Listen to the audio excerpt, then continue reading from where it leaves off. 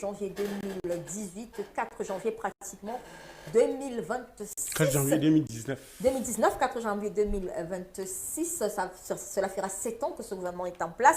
Et il faut noter, je le disais tout à l'heure, que dans celui-ci, il y a plusieurs postes désormais vacants. David Despoteaux, qu'est-ce qui pourrait expliquer cette longue attente? On va aller directement dans la question qui se pose. Qu'est-ce qui pourrait expliquer cela? D'abord, je ne peux pas comprendre cet aspect des choses. Vous savez, là j'aborde ma casquette de coordonnateur général du CPF, collectif des plateformes pour 2025.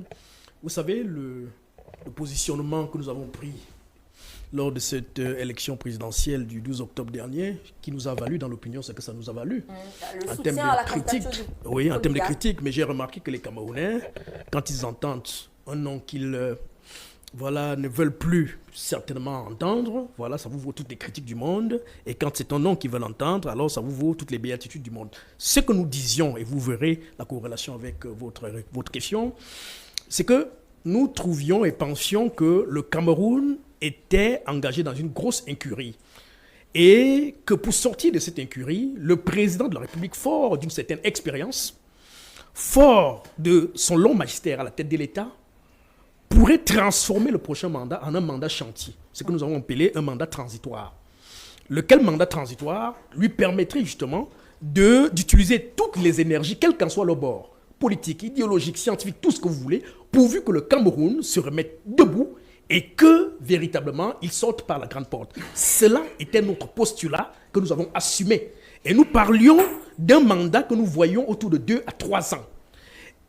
Et quand on le dit, il faut bien rappeler que pour porter une vision, il faut des hommes pour implémenter cette vision-là. Donc, l'un des indicateurs, l'un des signaux que nous attendions au CPF 2025, c'était celui de voir justement un certain type de visage adoubé certainement par l'opinion publique, l'opinion politique, l'opinion sociologique, qui a hâte de voir de nouvelles figures travailler à l'implémentation justement de la vision du président. Il a dit, à partir du discours de Marois, jusqu'au discours de prestation de serment, il a dit qu'il ferait davantage avec des jeunes et les femmes.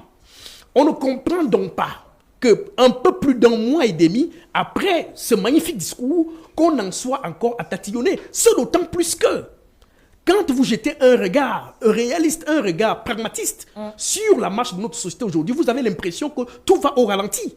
C'est la crispation générale. Regardez l'état des ministères. Moi, je suis, ça fait 16 ans d'administration. Allez-y voir dans les ministères. Personne n'y va plus. Même certains ministres ont déménagé leur bureau.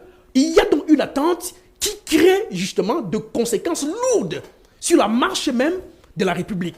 C'est le président de la République aujourd'hui de tracer une nouvelle voie en désignant des personnes nouvelles qui vont l'y aider à implémenter sa vision. Cette attente ne s'explique pas. Vous avez commencé à rappeler que depuis au moins 5 ans aujourd'hui, il y a des postes vacants. Il y a des niches institutionnelles qui demandent à être comblées.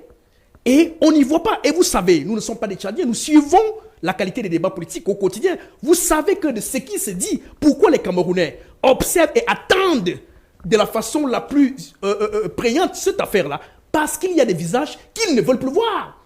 Ça, c'est un secret de polichinelle. Il y a donc des gens qui, pour les Camerounais, je me propose un peu d'être leur haute voix, leur porte-voix, ceux-là, ceux de ces Camerounais-là pensent qu'ils auront été, une certaine caste de Camerounais auront été, comment dire, la cause de leur principal malheur. On ne va pas commencer à rappeler Covid-Gate, Can-Gate, des choses comme ça. Tellement de guettes, tellement de scandales dans ce pays. Et le fait simplement de voir ces visages passer à la télévision, continuer à nous parler, à impulser un certain nombre de dynamiques en termes de vision à implémenter de la part de leurs champions. Il y a comme une façon de narguer ce peuple-là qui vient quand même de faire confiance au président. 53%. Il faut donc aujourd'hui que le président leur renvoie la chandelle en tenant en compte ce que lui-même a dit.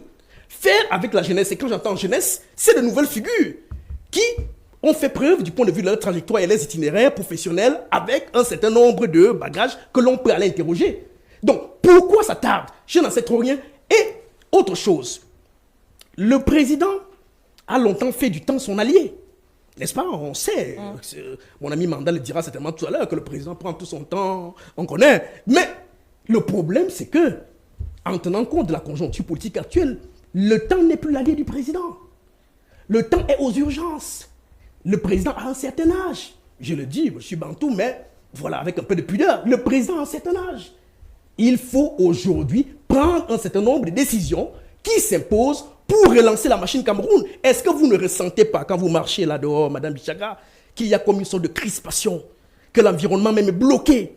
Pourquoi? Parce que l'on a bien l'impression qu'en haut lieu, il y a comme un air de souffle coupé. Et je crois que l'un des éléments qui viendrait, de mon point de vue, réactiver ce souffle coupé-là, c'est le remaniement.